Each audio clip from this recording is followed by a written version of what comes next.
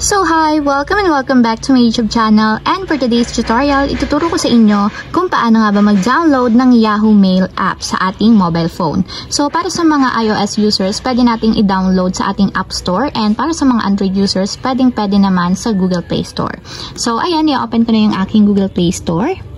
Then, pagka-open sa Google Play Store, pumunta lang tayo sa search bar or i-tap nyo yung search na nandito sa may lower part para magkaroon ng search bar. And then, ita-type lang natin dito is Yahoo. Then, search. And ayan guys, ito yung piliin nyo, yung may kulay purple na logo. So, para ma-install or ma-download sa ating mobile phone, i-tap lang natin yung install. And wait natin guys hanggang sa matapos ma-install.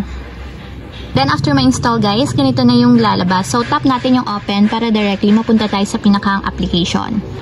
So, ayan guys, kung wala pa kayong account sa Yahoo, meron akong tutorial na ilalagay sa description box. So, andun yung link kung paano nga ba mag-register or gumawa ng account sa Yahoo.